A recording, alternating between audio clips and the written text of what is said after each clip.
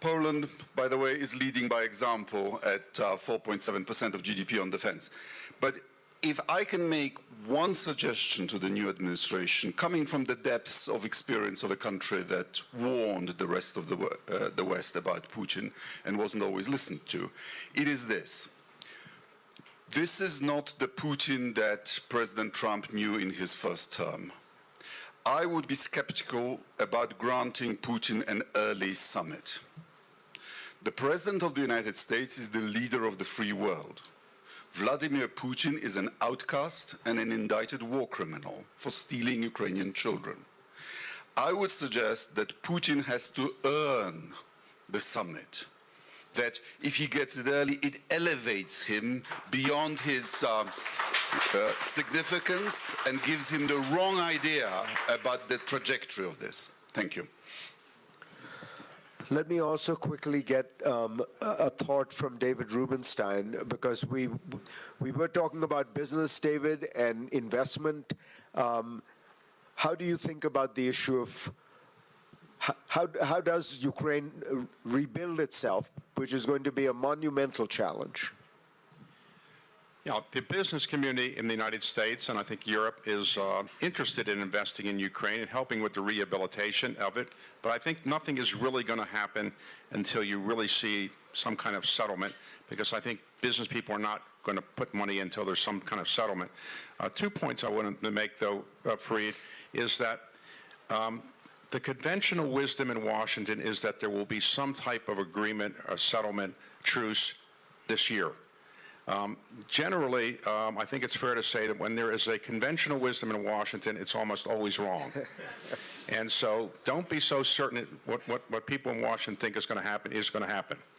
And I'd like to remind people that there was a conventional wisdom in Washington after the D-Day invasion, that the Allies had won the war and it was basically over, and it was just a mopping up action.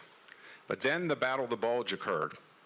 More than 200,000 casualties occurred, more on the American and Allied side than on the German side. 200,000 people were injured or killed during that Battle of the Bulge after the conventional wisdom said the war was almost over. So I am worried a bit that if people let down their guard and think there's going to be a settlement soon, that the result could be another effort by Russia to do what happened with the Battle of the Bulge, which is to put one last effort in, put all their troops in, and it could result in an enormous amount of casualties. So please, everybody, don't think that the conventional wisdom in Washington is right, and don't let down your guard, because there could be another Battle of the Bulge that could occur with great tragic results. Thank you. A crucial question that has arisen here is what exactly is the state of the Russian economy? Can it sustain the war? Are the sanctions working? And I think Zanny Minton-Beddoes is the editor-in-chief of The Economist. She began her career working in Poland, as I remember, for Jeff Sachs, reforming the economy, which seems to have worked out rather well. So, Zanny, give us your sense of Russia and the Russian economy. Thank you, Fareed. It's, as everyone has said, it's an honor to be here again at this breakfast. And every time I'm here, I am, my sense of hope is reinforced. And I think this year is no different to that. So what I've heard in the last few minutes has really made me think that, David, you're probably right, conventional wisdom is wrong. This isn't going to be quick, but that there is a determination from Washington that not everybody expected. To your question, Fareed, briefly, I think the Russian economy has held up better than we expected. I think we have to be honest about that. I think that in the last 3 years, the sanctions have been less effective than people expected. I think we've learned that sanctions have a half-life. The capitalist spirit is extraordinary. People find ways around sanctions, and unless they are extremely tough, people find ways around them quickly, and we need to acknowledge that. But nonetheless, the Russian economy is now under some pressure. Inflation is above 20%. The ruble is falling. This cannot go on forever, because this is an absolute wartime economy. Yes, Putin is throwing absolutely everything at this, but at the same time, he is saying it is not a war. Remember, you go to prison in Russia if you say that this is a war. So he can't continue that for too long. I don't think you can have the kind of war economy he's created and pretend that there isn't actually a war going on. So over time, I think the Russian economy is going to be hit. But if we look at history, Russian economic weakness in the end results in dramatic change within Russia, but it takes time. So don't expect this to happen very quickly. The economy is weaker than you think, but it is a slow rot of a weakness. That would be my assessment. Thank you. I wanted to check if we have the Foreign Minister of Portugal here. I thought I saw him, but I think he's left. So I think we'll skip that. I wanted to now go to some of the most important people we have in this room, who don't have as grand titles perhaps as everybody else, but they have a simple title that is perhaps more important and more evocative than any other. They are Ukrainian soldiers, Ukrainian heroes. And I wondered if we could hear from some of the soldiers who are fighting the war that we have been talking about. Dmytro Finashin, are you here? And can we hear from you?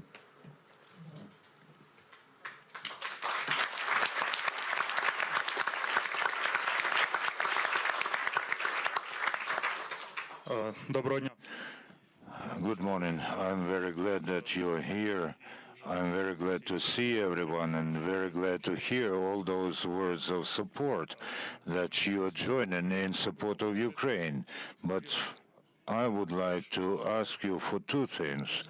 The first is don't be shy and don't be proud. Don't be too proud to ask Ukraine to share our experience. No one can deny that we have the experience of waging a modern type war.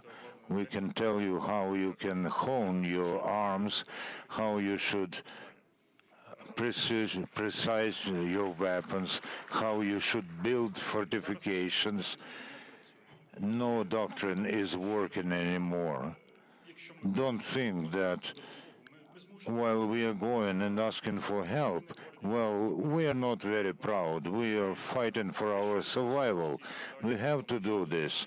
We constantly say, we even sometimes beg, help us, but this does not make us weaker or less valuable. So let's share experience, exchange experience, and develop. Another thing that I wanted to ask for is to think not to care too much about the pensions of your population now. Please think about raising your military and defense capacities and potential. Unite. If you are not strong today, you will have to think about how you will pay pensions to such young boys like I am. This is not a very pleasant prospect, so please become stronger, and this will be better for us as well, because you are our partners, and Russians will understand that they are in a critical situation. Thank you. Thank you so much, Dmytro. Kristina Boychuk, can we hear from you?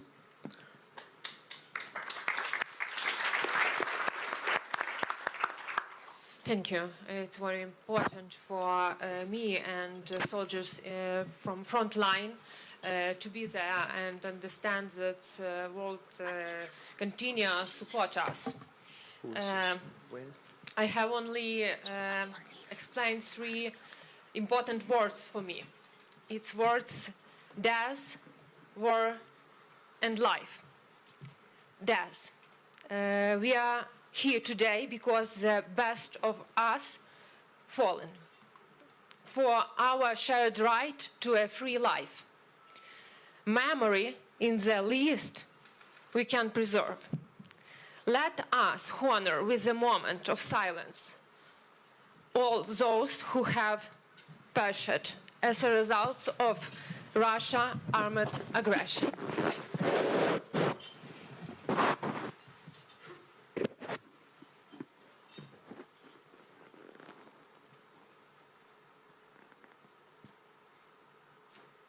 Thank you.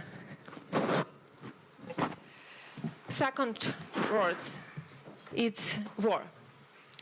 During the battles for the town Rubizhne in east of Ukraine, I realized for the first time what changes I need to undergo, not only to survive, but most importantly to protect my units.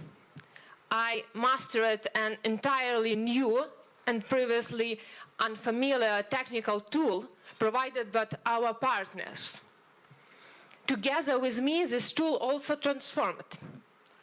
The world has changed. To survive in the world, you must change. And second words, it's life. While carrying out a mission near the settlements of Makiyivka, since 6 months ago, my comrade, seasoned warrior, was died.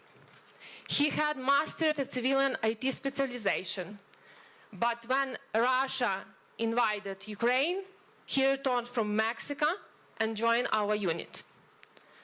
3 months after his death, his daughter was born. The life of this little girl is the most precious things we have. All of us. It is our responsibility. We are obligated to protect it. Life will triumph our death. Light our darkness. Slava Ukraini! Glory to Ukraine.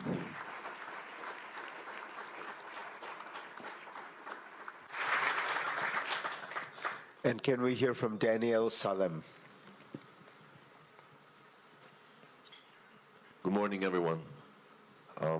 First of all, I want to thank everyone here and everyone who's helping and everyone who's fighting with each and every word that has been spoken here.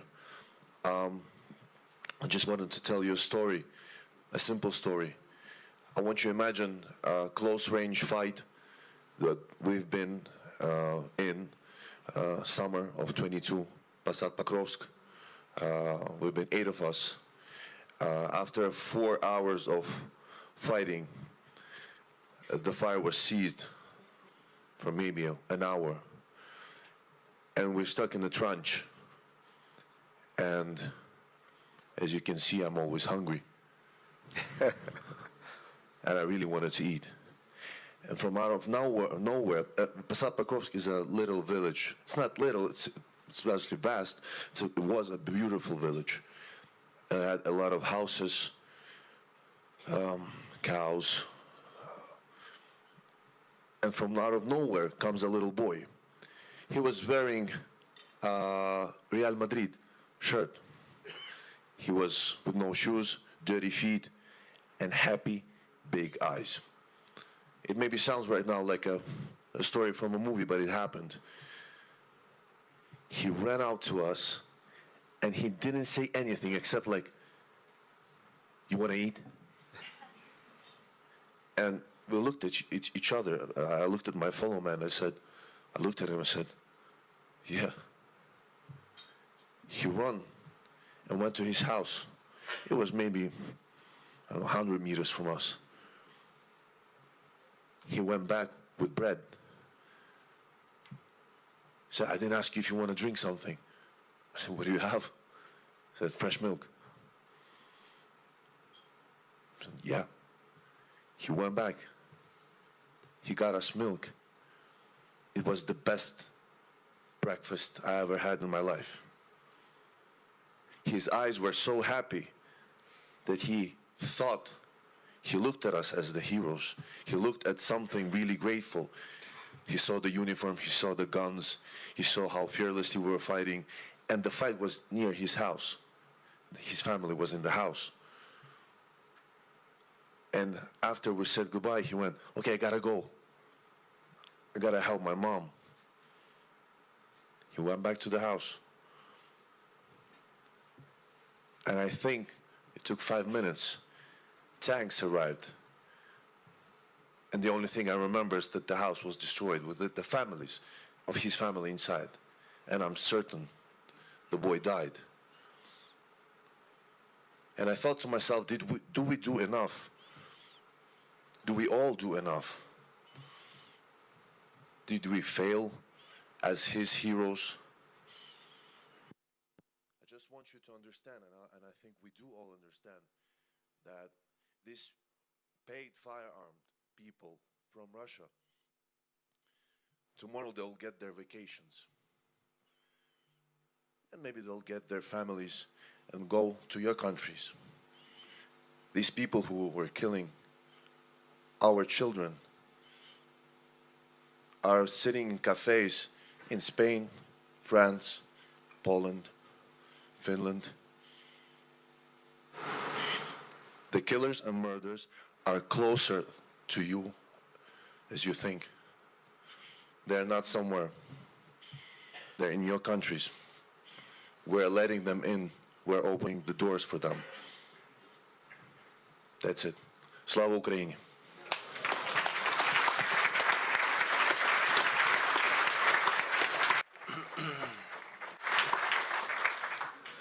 You know, at this point, I think it is 87 countries around the world that have condemned Russia's aggression. And people often say, well, where is the global south? Well, you know, as you can tell by that number, a large number of countries in the global south have actually condemned the Russian aggression. And one of those countries is represented here today, the Congo, the Democratic Republic of Congo. And I thought I would ask the Vice Prime Minister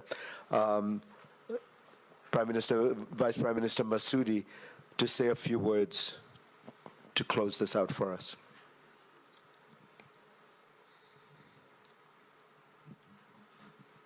Unfortunately, I will speak in English. I have someone to translate it. I will speak in French, please. Je vais parler en français. Je voudrais d'abord honorer la mémoire de tous les Ukrainiens qui sont tombés au combat. I first would like here to honor the life of all the Ukrainian people who fight for this war. Parce qu'il faut toujours se battre pour quelque chose, mais pour l'intégrité de son pays, on ne peut pas hésiter à se battre pour ça. Because we all have subject to fight for, but for the sovereignty of her own country, it's a good reason and the strongest reason to fight. Je voudrais aussi saluer la mémoire de tous les héros qui sont vivants, qui continuent à se battre pour l'intégrité de leur pays, les militaires ukrainiens, la population ukrainienne. And I really have a good thought here for all the heroes that are fighting nowadays, for Ukrainian soldiers, for civil Ukrainian people too. Au nom du gouvernement de la République démocratique du Congo et aussi de son président de la République qui a été ici à Davos, je voudrais dire au peuple ukrainien, à tous les 87 pays qui les soutiennent, que la RDC vit la même situation. On the name of my government of Democratic Republic of Congo and of the name of our president that was here until yesterday, I really would like to bring my support to the 87 countries that are really supporting Ukraine and remaining that our country is having the same difficulties. Il y a aujourd'hui presque 10 millions de morts en Ukraine. Il y a 10 000 morts plutôt en Ukraine. Il y a plus de 6 millions de morts en République démocratique du Congo. Today there are more than 10,000 people who died in Ukraine, and on the same time in DRC there are more than 6 million people that are dead. Les femmes enceintes, les personnes vivant avec handicap, les personnes de troisième âge, les enfants, c'est un peuple qui est en train de déambuler dans tous les pays. Aujourd'hui, même au moment où je vous parle, les bombes sont en train d'être larguées en République démocratique du Congo. Pregnant women, handicapped persons, children, all of them are really having a hard time now with the war that is handling now in our country. And the moment that we are speaking, bombs are being released in the rest of the country. La population congolaise souffre tout simplement parce qu'elle regorge de beaucoup de ressources naturelles, minières et forestières. Congolese people are really suffering for this war for one reason, because they are really having a lot of natural resources on their soil. Nous sommes dans une situation actuelle de réchauffement de la planète où la République démocratique du Congo se présente comme pays solution face à la crise climatique. Nowadays, with the climate change and all the difficulty that we have on this area, DRC is really positioning itself as a country of solutions. Et ça ne vient pas de moi, ça vient de l'Union européenne qui aujourd'hui a un projet ambitieux en République démocratique du Congo avec la Tour Eiffel qui a prouvé que le bassin du Congo constitue aujourd'hui le premier poumon du monde face au réchauffement de la planète. And this is coming from the European Union that has a really strong project in DRC that is really showing that DRC is really the lung of the planet for le bassin du Congo dans son ensemble, c'est le premier poumon du monde. Congo Basin is the first lung on the planet. Et la RDC a plus de 62% des forêts tropicales humides qui sauvent aujourd'hui l'humanité en absorbant toutes les pollutions du monde, 24 000 gigatonnes par an. And DRC has now 62% of tropical forests that are today absorbing all the pollution of the world, more than 24,000 gigatons per year. Aujourd'hui, tout le monde a le téléphone. Il y a le satellite, il y a les nouvelles technologies de l'information et des communications. On parle de la transition énergétique. C'est la République démocratique du Congo qui regorge plus de 60% des produits, des matières critiques qui aident l'humanité à aller vers la transition énergétique et les nouvelles technologies de l'information et des communications. Today we are all holding and having phones. We are working with technological information, satellites. All these elements have huge materials that are coming from DRC. 60% of everything that you have on your phone comes from our countries. La différence entre nous et l'Ukraine actuellement est que un tel breakfast donne de la force à la population ukrainienne de savoir que nous sommes soutenus quoi qu'il y a des problèmes. The difference between Ukraine and us is that with holding such breakfasts and such events, Ukraine had the strength to see and to know that they have people with them. Malheureusement pour la République démocratique du Congo, quoique nous sommes en train de sauver le monde du point de vue de l'humanité, d'être le poumon mondial, et du point de vue des nouvelles technologies de l'information et des communications, nous ne sentons pas l'appui du monde. Qu'est-ce qui se passe? We're going to have to close. Unfortunately, on DRC side, despite that we are the solution in terms of climate change, and despite the fact that we have all these natural resources, we doesn't feel really this help for the world. What is happening? Autant la Russie est condamnée, autant nous demandons que le Rwanda soit condamné parce que les 87 pays qui soutiennent l'Ukraine sont capables de terminer la guerre dans le bassin du Congo, de terminer la guerre dans le Grand Lac en République démocratique du Congo.